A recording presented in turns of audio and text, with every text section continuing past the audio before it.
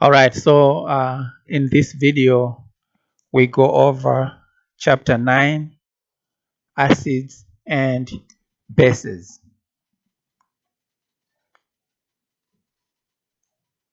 So first, we look at the properties of acids and properties of bases. So acids have this sour taste. Uh, Normally, you use something to show that you have an acid or you have a base. That is known as litmus indicator. So acids will turn litmus indicator red. Um, if you dissolve some metals in acid, you are going to produce hydrogen gas. And acids will have what we call a pH, and we'll see what pH is towards the end. So acids have a pH of below 7. Now, bases have a bitter taste, and if you touch them, they feel slippery, and they will turn red litmus blue, and their pH is above 7. So if you want to use litmus paper for bases, you use red litmus. For acids, you use blue litmus. So the acids will turn blue litmus red, and the bases will turn red litmus blue. Now, in terms of some acids, we have hydrochloric acid and sulfuric acid. In terms of bases, we have sodium hydroxide. We name them usually like ionic compounds, and magnesium hydroxide. Now, in terms of definitions, usually we have 3 definitions of acids, but for this course, we are going to focus on 2 definitions, and that is the Arrhenius definition of acids and Bronsted definition of acids. Now, what is an acid?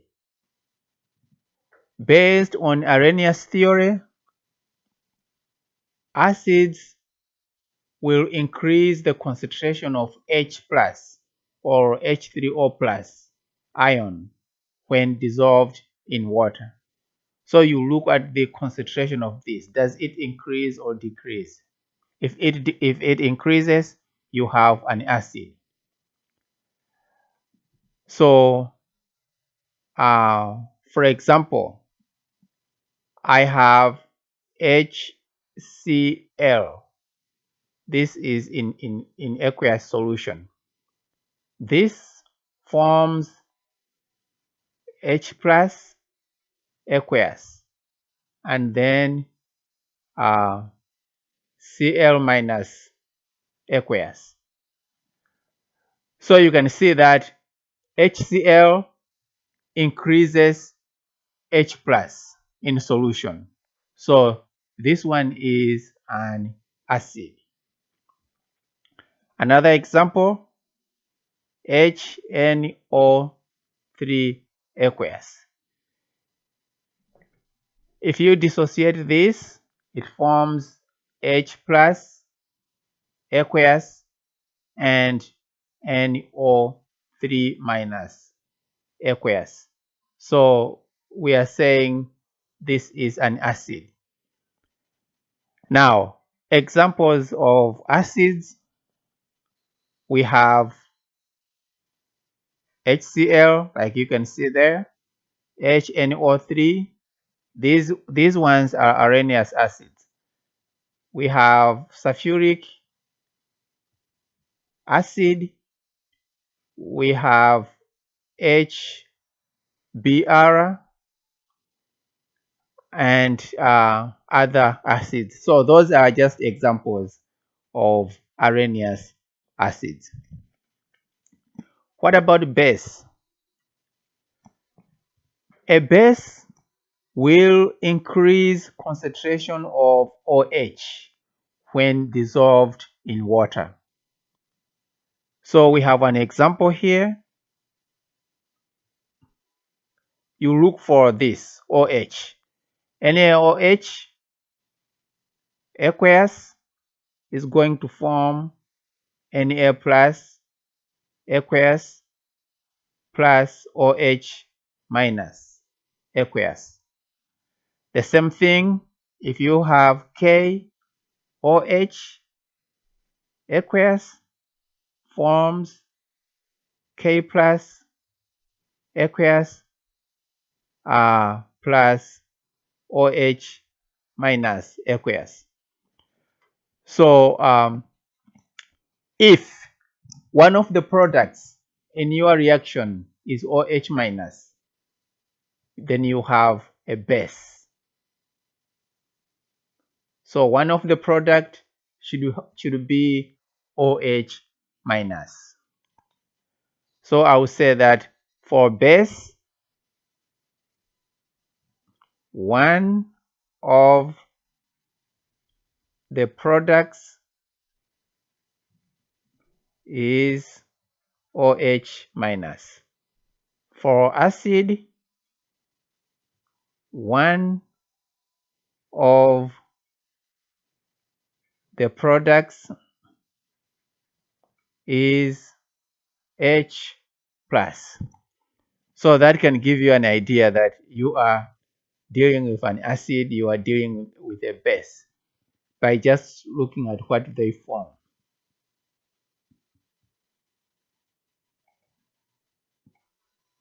Let me get rid of this.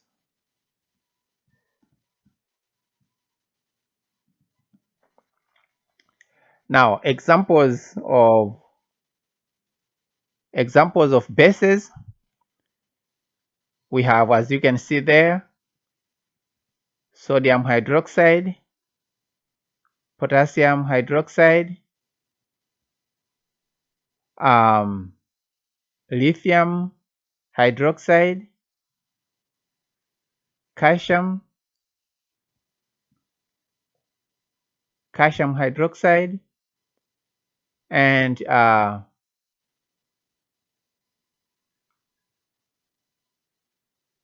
barium hydroxide, among other bases. So these ones are Arrhenius bases.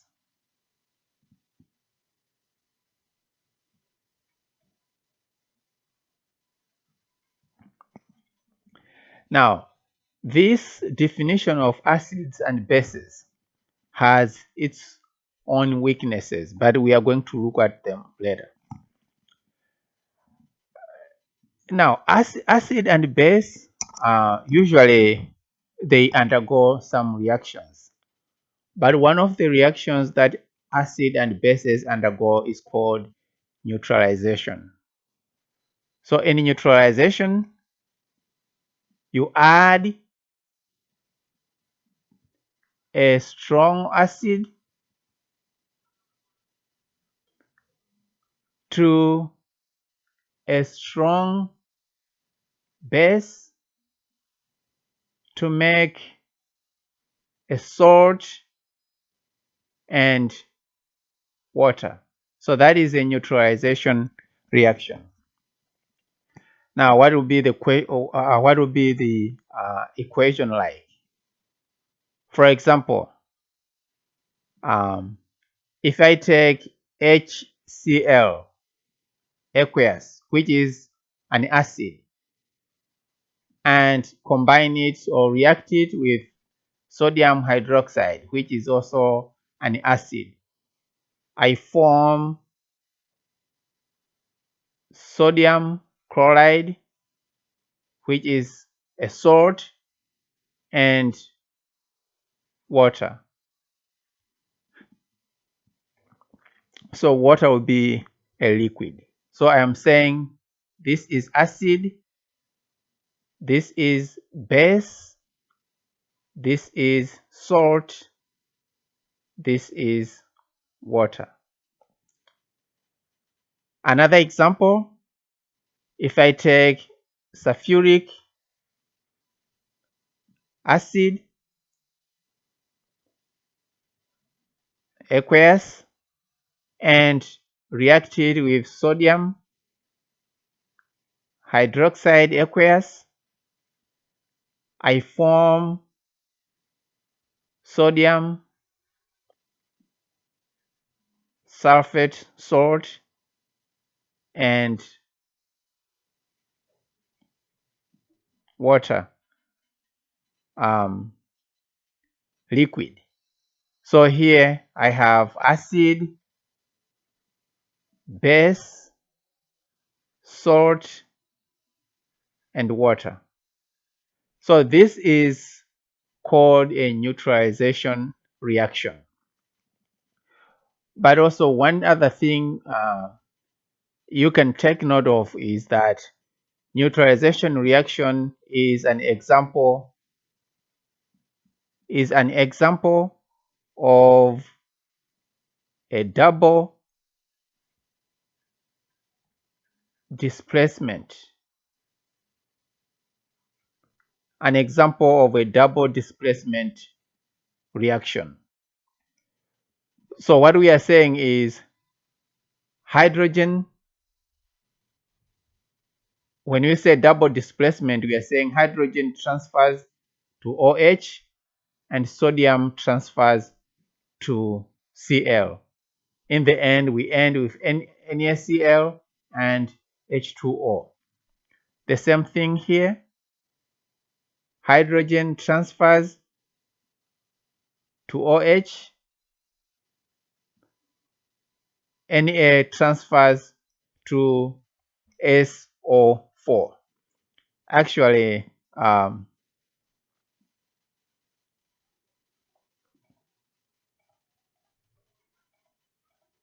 for the second equation to balance, you need to put 2 here, and for the oxygen to balance, we need to put 2 here.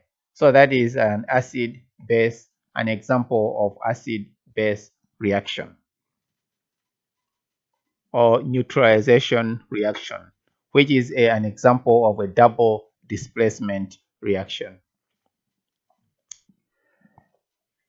Now, Arrhenius theory has its own advantages and disadvantages.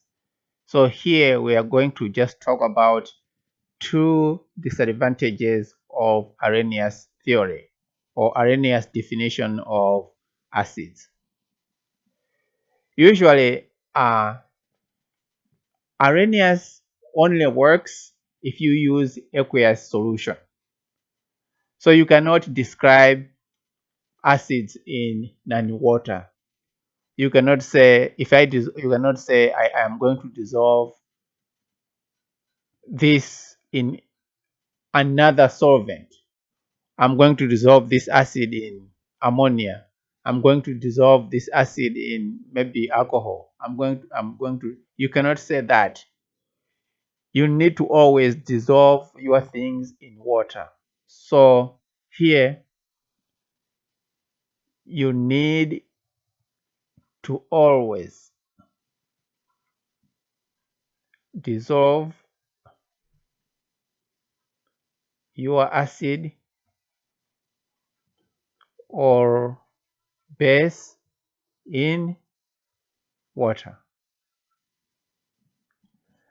Now, if you use any other solvent, Arrhenius is not going to work. So any other solvent doesn't work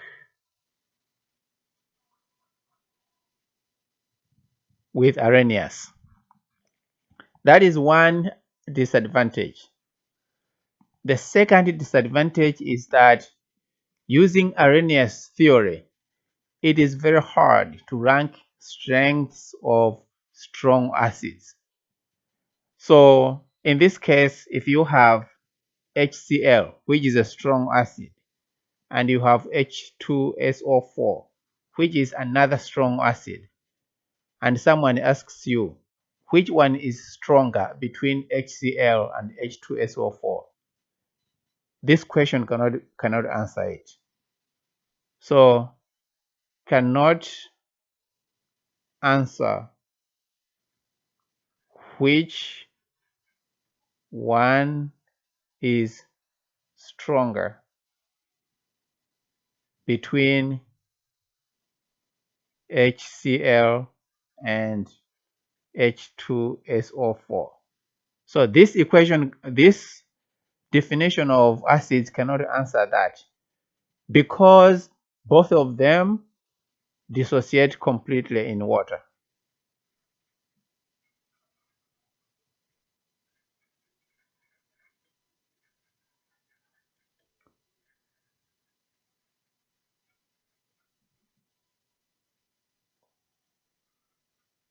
So it is hard to know which one will be a stronger acid because, yeah, both of them dissociate completely in water, and you can't say this one dissociate more than this.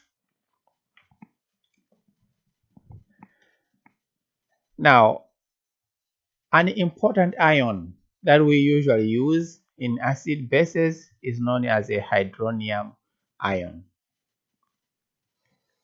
Now, if you look at this equation, HCl aqueous will give us H plus aqueous plus OH, plus Cl minus aqueous. But this equation can also be written as HCl aqueous plus H2O liquid to give us H3O plus aqueous plus Cl minus aqueous. Now, the issue is when hydrogen is dissolved in water, it does not exist as H plus. So hydrogen does not exist as H plus in water. Usually it is going to combine. It is going to combine, so combines with H2O to make H3O plus. So what we are saying is we are going to have H plus aqueous plus H3, plus H2O, which is water.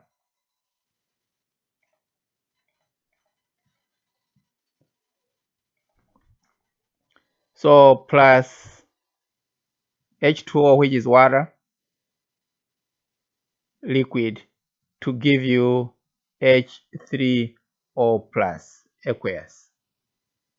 So this ion here is known as a hydronium ion, H3O plus. That's how that's how H plus exists in water. Now that was Arrhenius' definition. Now let's define an acid actually using a better definition.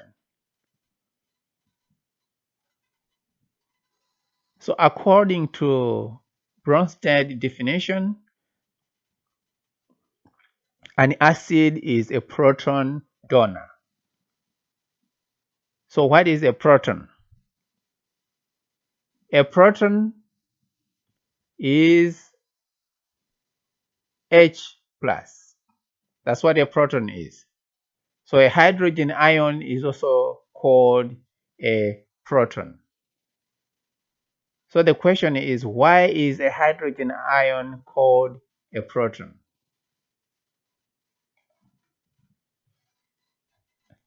So a hydrogen ion, an H plus, is called a proton because it has one proton and no electron. Actually, not even no electron and no neutron. It's just a proton. That's why H plus is known as a proton. We know hydrogen has normal hydrogen has a single proton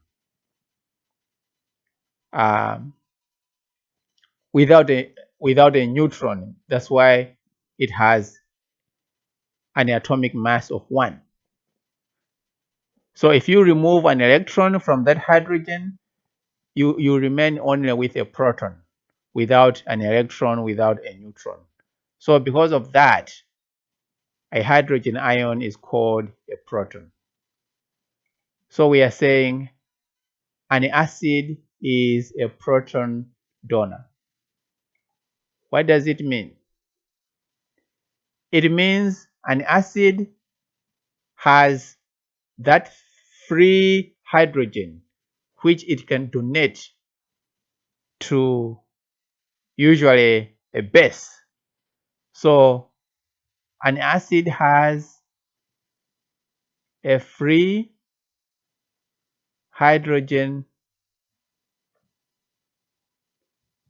ion it can donate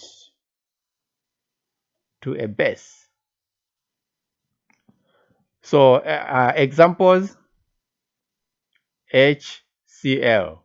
You can see this one is a proton. HNO3. This one is another proton which can be donated. HBr. We have a proton there. So acids are proton donors. If you have H2SO4, we have a proton which can be donated. Now, what is an example? If you take HCl aqueous plus water liquid, so the HCl is going to donate this proton to water. So in the end, we have H3O plus aqueous. So water has received a proton from donated by HCl. And then we have HCl, which has lost its proton. That's why we say an acid, a Bronsted acid is a proton donor. A Bronsted base is a proton acceptor. The proton that has been donated by the acid will go to a base. So if we take an example here, ammonia. Ammonia is a base. If you react ammonia with water, which is a liquid, then ammonia is going to accept, ammonia is going to grab a proton from water. So what we are saying, you are going to have NH4 plus aqueous because you have added a proton to a neutral atom. So the proton is going to add a positive because a proton is positive, as you can see here. So ammonia grabs hydrogen ion from water, and then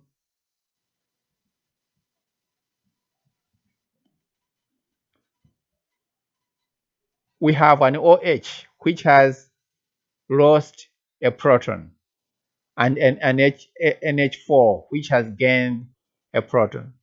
So a base is going to accept a proton.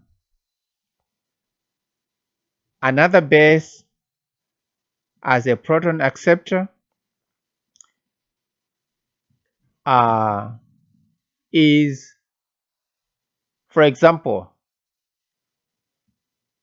if you have HCl, which is an acid, and then you have NaOH, which is a base. Now the acid will lose this H and give it to a base. So we are going to have H2O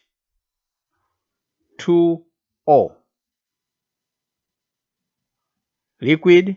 So in this case, there is a combination between the acid from here and the base from water or from sodium hydroxide to form water. So this one is a proton donor. This one is a proton acceptor. So they form water and then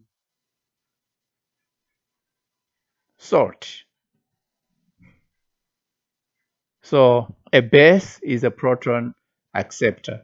An acid is a proton donor. Now, an important statement. All the Arrhenius acids are actually Bronsted acids.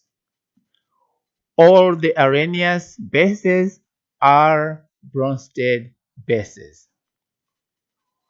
But not all Bronsted acids bases are Arrhenius. So Arrhenius definition is just very, very narrow. Bronsted definition is broader than the Arrhenius definition of acids and bases.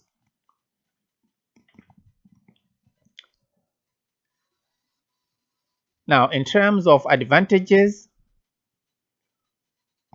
Bronsted has several advantages over the Arrhenius. If you want to describe the acidity of molecular compounds, especially organic acids, you are going to use Bronsted, because normally Arrhenius acids will just dwell much on acids like HCl, bases like sodium hydroxide. But if you have a molecule and you want to describe its acidity, then Bronsted theory is better for that. For example, we have CH3COO, yes, COOH, which is acetic acid. So Bronsted theory will describe these ones better than the Arrhenius acid or the Arrhenius theory. We have a base CH3NH2. So this is a molecule.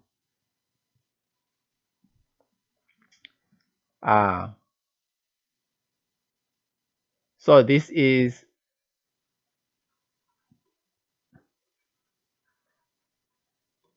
methylamine, amine, or methylamine. So this one is a base.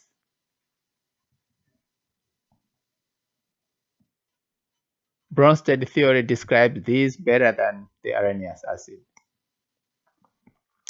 But also another advantage is that Bronsted theory will describe acidity in non-aqueous solutions. So it doesn't need water. So it does not need water. So you can dissolve your acid in ammonia, or you can dissolve your acid in something else apart from water. So that's an advantage. A third advantage is that you can rank strengths of strong acids because you can use other solvents. So this is possible because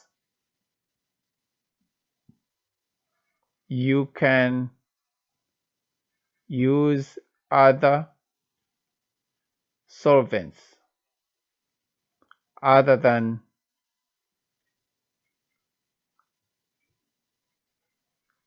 water. So you have a chance of looking at the strengths of different strong acids. You are able to say, yeah, sulfuric acid is stronger than hydrochloric acid because you can have that chance if you use Bronsted theory.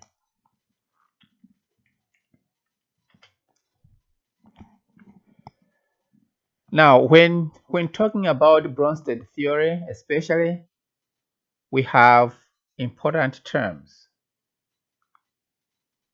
that we call conjugate acid base pairs. So normally when you talk about conjugate acid base pairs, we have both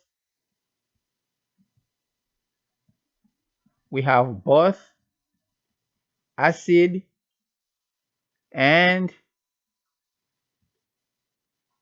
its base. Now, conjugate acid base pairs will differ by one more or one less proton. So for example, if I take an example would be HCl and Cl minus. So we know that Cl minus is one less proton to HCl, and HCl is one more proton to Cl minus. So I'll say HCl has one more proton than Cl minus. Now Cl minus has one less proton than HCl. So conjugate acid base pairs will differ by a single proton or a single hydrogen ion. So let me give you some examples of these pairs. So HCl-Cl is one example. Then we have HNO3, NO3 minus. That's another example. CH3, COO, H, CH3, COO minus. That's a third example. NH4 plus NH3 is a fourth example. H2CO3 HCO3 minus. That's another example.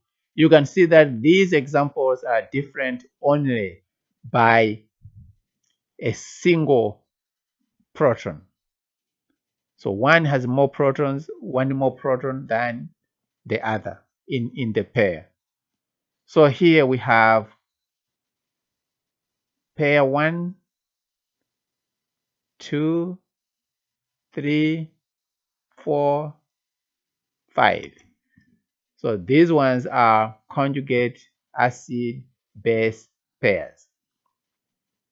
Now, what I want you to do is to be able to show me these pairs when I ask you questions about conjugate acid base pairs.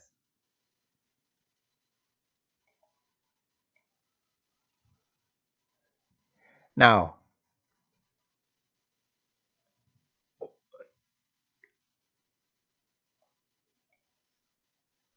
normally I would also want you to show me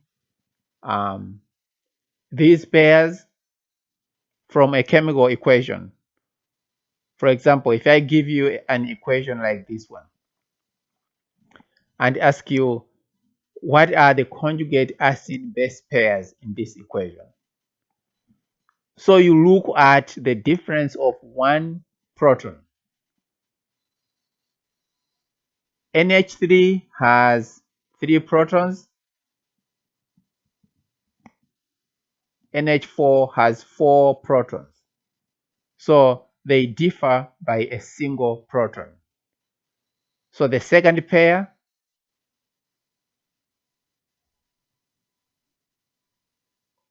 H2O, has 2 protons and OH minus has 1 proton. So that pair differ also by a single proton.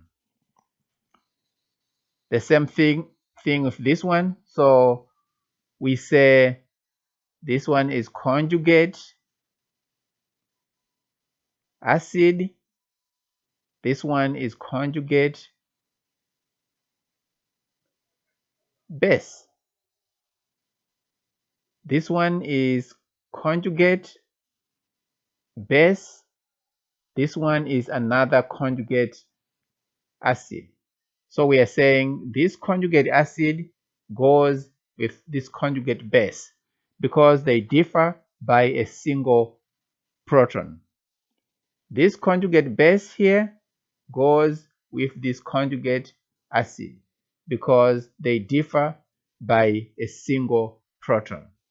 So this is pair 1, this is pair 2. So look at within the pair, look for a difference of 1 hydrogen atom. That's all. Or 1 hydrogen ion. Now let me show you something.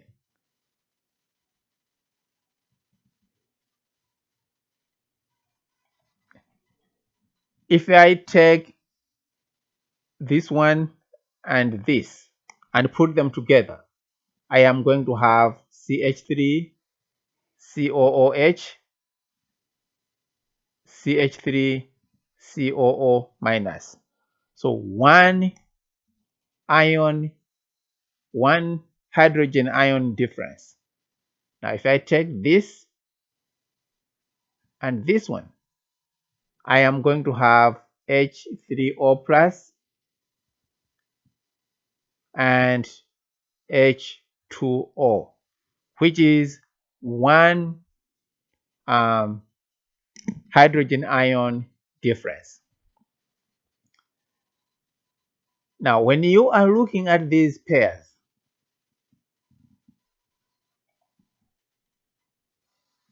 conjugate acid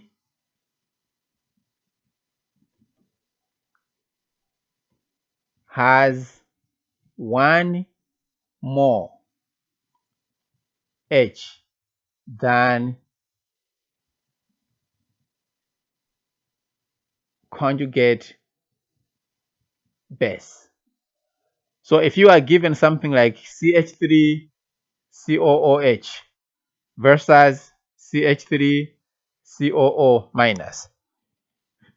You will know that this is a base because it has one less H plus, one less hydrogen ion.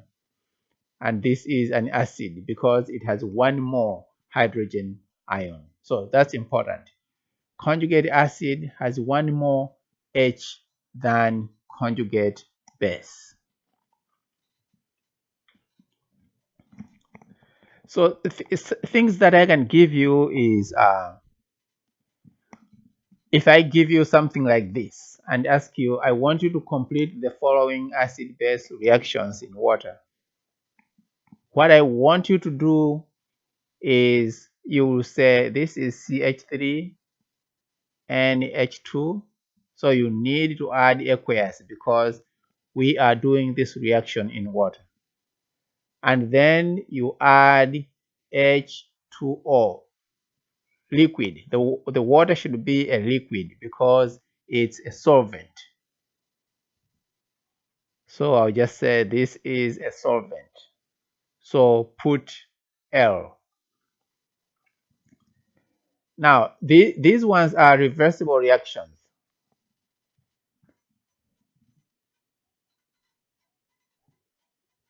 especially because that is a weak base, as we'll see later. So weak bases usually put double arrow, indicating that it's a reversible reaction. So you have this plus water, then the water will act as an acid because this one is a base. So water is going to act as an acid. So we are going to have CH3 NH3. But because water has donated a proton and a proton is H plus, we expect to have a plus there, indicating that we have added one proton. Also aqueous. And the water has lost a proton, so it will become OH negative because the proton goes with its positive. So here, the proton goes with its positive. In that case, it leaves the OH negative. Now, if we take this one, CH3COO minus, we put aqueous here, and then H2O liquid. Now, this is also a base, so it will grab, this is a base, it will grab one hydrogen from here.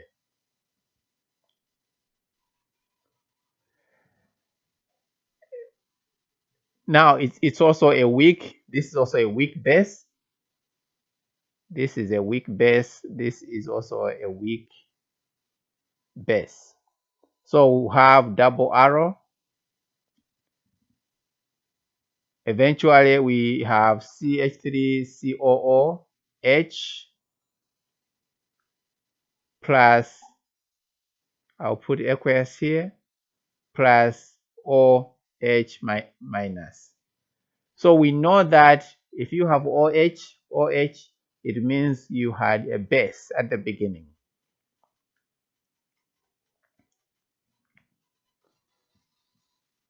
Now, this one is a strong base. If you have a strong base, you just say this is KOH, aqueous. Strong bases are, you just dissociate them and you use a single arrow to give you K plus aqueous plus OH minus aqueous. So it gives you the ions that are present in that base. So strong base, use single arrow. So here we are talking about this. Now this guy here is a weak acid, and you will see what we mean by that. So because it's a weak acid, it is going to lose a proton to water. So you are going to have NH4 plus aqueous plus H2O liquid. It will have double arrows because it's a weak acid. Then it loses a single proton. Because it has lost a proton, the positive goes plus. Now because it's an acid, that proton goes to water and makes it positive. It makes hydronium ion. So that is a weak acid reaction.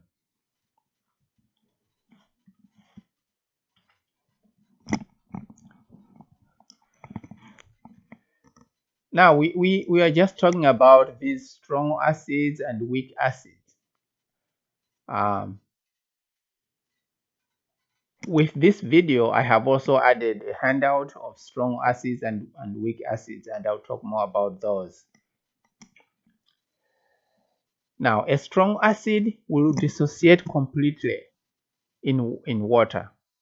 If you dissolve it in water, it dissociates completely. If you have a chemical reaction, a strong acid will undergo a complete forward reaction with water. An example is this: HCl is a strong acid. If you react it with water, which is a liquid, you are going to have a single arrow to form the hydronium ion and Cl minus. So single arrow indicates strong acid. Single arrow means strong acid or strong base.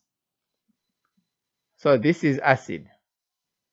We know acid forms hydronium ion. If we take a strong base, sodium hydroxide aqueous, a single arrow, Na plus aqueous plus OH minus aqueous. So it dissociates completely in water. So this means strong base.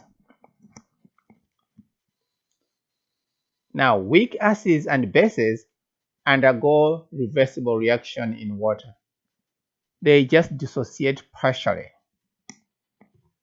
So if you have a chemical equation, you are going to show weak acids using double arrows. So if I have an acid here,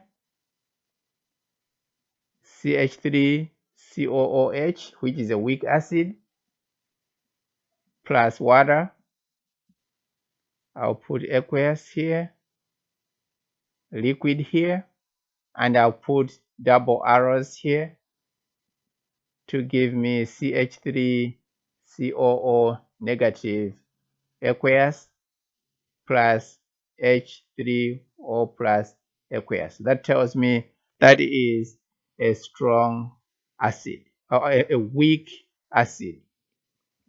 If I take a base, ammonia aqueous plus water liquid to give me NH4 plus aqueous and then OH minus. So we know formation of OH minus means you are dealing with a base. And double arrows here shows it's a weak base. So these are If I give you an equation, look for a single arrow or a double arrow to tell me if it is a weak acid, weak base, strong acid, strong base.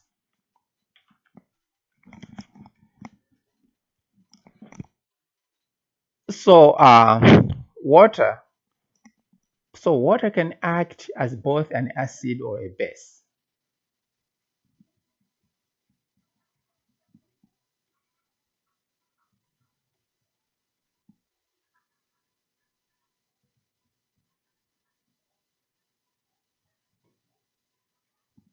So water can do that. It can act as both an acid as a base. So what we are saying is you have H2O liquid plus H2O liquid to form H3O plus aqueous plus OH minus aqueous. So you can have a chemical reaction like this where water is reacting with another water. So this water here is an acid. This water here is a base. Actually, let me show it this way. Just to be. So I'll say this water is acting as a base. This water is acting as an acid. Now this water donates a proton to this water. That's what we have here. This accepted a proton. This lost its proton. The reaction that we have shown here is known as autoionization of water. The reason is because water can donate a proton to another water. That's what it means. Water can donate a proton to another water. That makes it autoionization. It makes sense because water is neutral. So it doesn't just want to stay neutral. It has some dissociation. It has some ionization in it. That's why it is able to undergo autoionization. Now,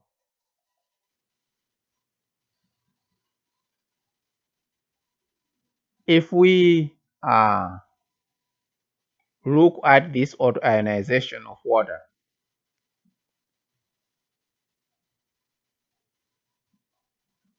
for neutral water,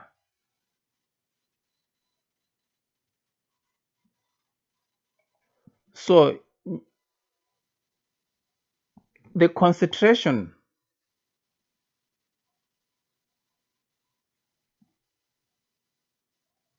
at neutral, or let me say it this way.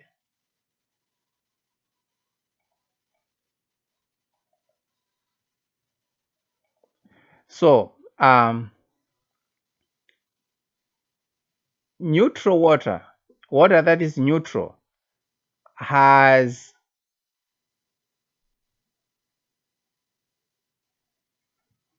the concentration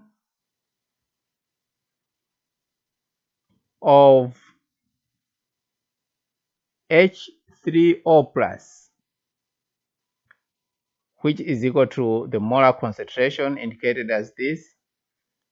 For neutral water, it is 1.0 times 10 to the power negative 7.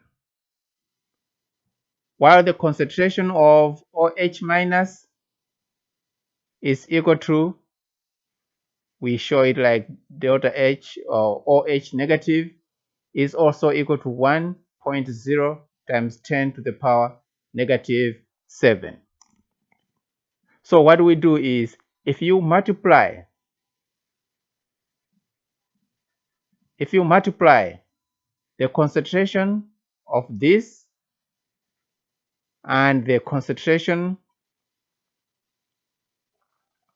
of this, you get 1.0 times 10 to negative 7 times 1.0 times 10 to negative 7, which is 1.0 times 10 to negative 14. That's what you have for your answer when you do the multiplication. Now, this answer you get after multiplying is known as ion product constant.